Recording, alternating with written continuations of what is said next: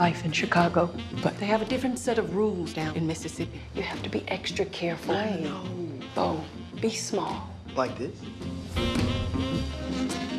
He's just going to see his cousins. Not a bad thing. Till tells the true story of Mamie Till-Mobley's relentless pursuit of justice after her 14-year-old son, Emmitt Till, was brutally lynched in 1955 while visiting family in Mississippi. But the reason that film even exists is because of the man joining me today, award-winning filmmaker Keith Beauchamp. Thank you so much for joining us for this. Thank you for having me. So first, let's talk about the life's work. Your life started right here in the booth. Super That's proud right. of that. As Right. soon as the film came out, I was telling everybody, Southern grad is the person behind this. So talk to us Yes. about your roots and how you got into documentaries and filmmaking. Well, my journey with Emmitt Till took place when I was 10 years old. I grew up in Baker, Louisiana, outside of Baton Rouge, but still Baton Rougean. But I was in my parents' study and I came across an old Jet magazine that they kept over the years. And it was the magazine that had the story of Emmitt Till in it. And like many of us who saw that, went through the story and saw that photograph for the first time, it shocked me. And I just did not quite understand how this could happen to a child. And so just so happened, my parents was walking by the study and they looked in on me, and my mother comes in and she looks over my shoulder and she sees that I discovered this horrific photograph, and she calls my father in and they looked at each other and basically said, I think it's time to tell him the story. But throughout my life, the name Emmitt Till kept resurfacing, and when I got into high school, I was interracially dating. First thing my parents would tell me before I left the house at night was, don't let what happened to Emmitt Till happen to you. So it became an educational tool to teach me about the racism that still exists in this country today. But it wasn't until 2 weeks before my high school graduation, I would have to say I had my major run-in with racism, and that was when I was assaulted by an undercover police officer for dancing with the white classmate of mine here in Baton Rouge. And so when that took place, it made me feel compelled to fight injustice, but I felt the only way that could be possible if I became a part of the system to fight it. And so that's when I decided that I would study criminal justice at Southern University of Baton Rouge in hopes of becoming a civil rights attorney. And then towards my junior year of college, I was introduced to filmmaking by my best friend who had moved to New York City and began working with his sister's production company. And that's how I got, interested in film. Right. Begged my parents to let me sit out a couple of semesters. If it doesn't work out, I would go back, finish undergrad, and pursue my career, in becoming a civil rights attorney. Right, right. But it worked out. But civil rights, you've been committed to that. So the first time I Yes. was introduced to your work, I love investigation discovery. I'm obsessed with You're true an ID crime. addict. Yes, I'm an ID addict, and I saw, the program that you had there specifically focusing on civil rights cases or That's civil right. rights related cases. Yes. That was an inspiration for me, and I'm listening to thank you you. tie in, one of the most revered forms of black media, Jet, Ebony, Essence Magazine. right. They've been around for a long time as a black publication, and for that to be what led you on this road, Yes. I think that that's quite amazing. So talk to me about Miss Mobley. Wow.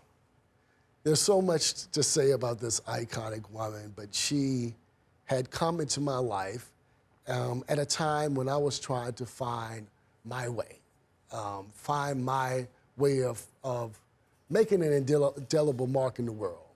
But I met Mother Mobley, I call her, in 1995 by way of phone first. I was in New York City. Like many of us who start off in the film industry, you have a side job. My side job was Estee Lauder headquarters. And I, said to myself, I didn't move here specifically to work a 9 to 5, but it was at a company meeting I was asked if there was a story that I would want to tell, what would that be? Of course, Emmitt Till came to mind. So I'm sitting at the office, and I'm saying to myself, before I even pursue this project, I need to reach out to the people who lived it, and particularly his mother, because if she did not, allow me to tell this story, I would have never touched it. And so went online. Unlike the way we go online here, it was a dial-up situation during that time. We didn't have websites, it was only web pages. But I discovered a page of the Emmitt Till Foundation, and it had Mother Mobley's information at the bottom of it, and I decided to call. And of course, I picked up the phone immediately, called her as soon as she picked up. I hung up in her face. Oh my gosh. Didn't know what to say, wasn't expecting her to answer. Didn't know what to say. I'm in my early 20s. I did not want to open up old wounds. I did not quite understand what she had been through because I had not followed her story. I only knew the story of Till. And so I fussed at myself, picked up the phone, called her back, and as soon as she picked up, I apologized, and she could sense that I had, I was a little nervous. And she just said, baby, talk to me and let me know what you want. And I opened up to her, told her how I felt that Emmitt was my kindred spirit. Wow. My journey learning about his story, and I felt compelled to reach out to her because I had this idea, a crazy idea, of telling the story of Emmitt Till on the big screen. And that, in turn, started a 8.5 relationship because I met her face-to-face in 1996. And that relationship flourished to the point of me becoming her foot soldier, and she inspired me to continue the work that she was doing already, which was to fight for justice for her son. Talk to me about this film. Obviously, I know one of the big headlines for folks who may not be from here, Whoopi Goldberg is in it. She's attached to it. Danielle Deadweiler nominated for multiple awards, deservedly so. If you haven't seen it, you'll see why she deserved. I think she deserved to win some awards for that. What do you think will be the long-term impact? I mean, we know that films last, like books, they last a long time, and they can completely shift and change and shape what people think about certain moments in time, certain stories. What do you think will be the message or long-lasting impact from Till, the film? Well, I'm glad you asked that question because, Brandy, this is the second time of me telling this story. The first was my documentary, The Untold Story of Emmitt Louis Till, that came out of my 8.5 relationship with Mother Mobley, because out of a failed attempt of telling this story as a feature film first.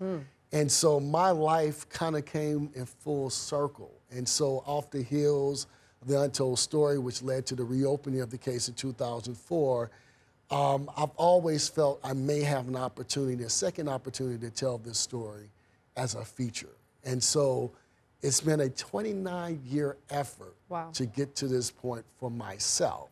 It took 67 years for a film like this to be made.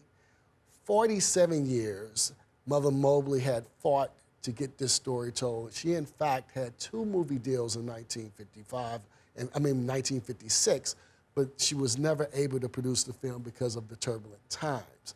So all the way up to her last breath, she was not only fighting to get justice for her son, she was also fighting to get this story on a big screen, because I truly believe in what she was telling me the whole time, being young, not understanding and processing everything, that she understood man's blueprint when it comes to liberation in this country. And what I mean by that is through the story of Till that we could learn collectively how to move this generation forward, because Emmitt was the catalyst that sparked the American Civil Rights Movement.